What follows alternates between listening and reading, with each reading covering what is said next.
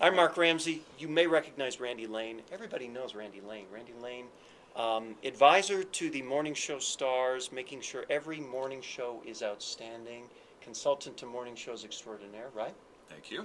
Um, Randy, we had an interesting conversation last night. You were telling me that when you go in to talk to morning shows, the kinds of questions you ask.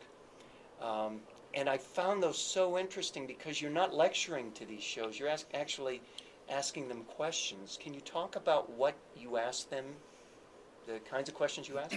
Sure. Well, we ask questions that are designed to help us to help each talent to define their character, their personality on the air. And the goal is for the talent to be a personality brand. Because if you think about it, a morning show is a brand within a radio station, and each one of those players on the morning show are individual brands. They're personality brands as well. And so the process starts out with we send them a questionnaire that's about 50 questions and really goes into deeply into their background. And they don't have to answer all the questions if there will be some questions that they might think that are too personal.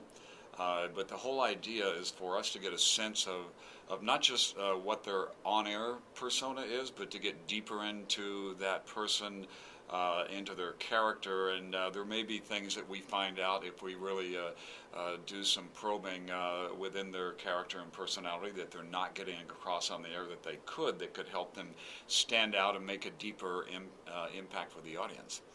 Give me an example of one or two, just a couple Okay. of the questions that you asked. So anyway, this questionnaire is designed to give us a snapshot of their perception of themselves, which can sometimes be a little different than the way other people perceive you. And so we will ask them questions about their background, about where they grew up, their siblings, their parents, what they did, what some of their fondest memories are from childhood. We ask them things like, in their view, what's their proudest accomplishment in life? What are, let's say, what are the 3 to 5 topics that you are passionate about that you can talk about no matter where you are, who you're talking to, you can talk about that because we're really looking to, to find out where their strengths are, where their passions are, what they do in their leisure time. What some of their hobbies and activities that they do like that. We will ask them questions like, what's your take on the state of the world? What have you learned so far in life? What's your philosophy on life? What does it really come down to for you? What's your take on relationships? What have you found to make relationships work? Now, how do you take all this and integrate it into an improved performance, an improved show? And then what we do is we take all this information and we distill that down to a few key characteristics that will ultimately, hopefully, help that personality to connect, to make a deeper emotional connection with listeners. We'll look for what is their overall perspective, or in some cases, what's their overall comedic platform. What does that mean? Okay, that would be, how do you express yourself? What is your platform for getting across your humor, telling your stories? Like, for example, Ryan Seacrest is a guy that we did. I'm not familiar with him. Have you heard of that guy? Only a few people have, I hate to bring up, obscure names like that. But now with Ryan, he came out to be, as far as his perspective, his comedic platform, was the superficial yet self-deprecating metrosexual. You mean that's, well, okay, this brings up a good question, Okay. which is how much of this role that you're developing is authentic to the individual, and how much of it is something they create in order to perform? Well, in today's world, more and more people are being more authentic, more genuine, and it's more of who they really are. Now, there are still personalities who are very successful that maybe that's a small part of them, but they accentuate that and they want to use that as a way of getting across their personalities. But I think for the most part today, it's more about who that person really is. And then the other components of that would be we would look at their so-called personality flaws or quirks, which can make you more human. It's an opportunity to be self-deprecating, for other people to tease you about.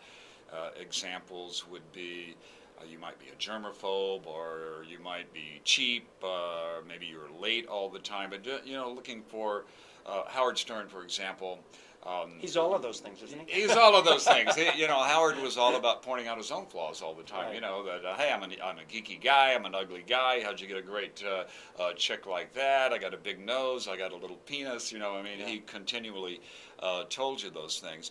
And then we would also look at the other side of that for the so-called skewed opposite there of the flaws, and then look at what makes you likable, which I think is really key. Even with the edgiest of personalities, there needs to be a reason to like that person, some redeeming human qualities there. Maybe they're a very giving person in that they're involved in giving back in the community. They could be just a loyal friend, or a wonderful mom or dad, or whatever that is. But looking for what their positive qualities are. What is the most important thing that a morning talent needs to understand in order to be dramatically better? Well, first of all, they need to understand how to be themselves, to be real, to be genuine and authentic, and how to engage the listeners. I think engaging, and that kind of gets back to the character thing. It's about engaging and connecting on some emotional level. And if you can connect on an emotional level, and do that in an entertaining and engaging way, you're going to be successful. What do you think is the thing that most talent do wrong? What's the biggest mistake that they make on their way to doing what they consider to be an entertaining show? Being self-absorbed and not understanding what defining your character is, and coming off inside that it's all about me, and not one of the things that we really stress to air personalities when it comes to let's say defining your character on the air, having a point of view, those sort of things.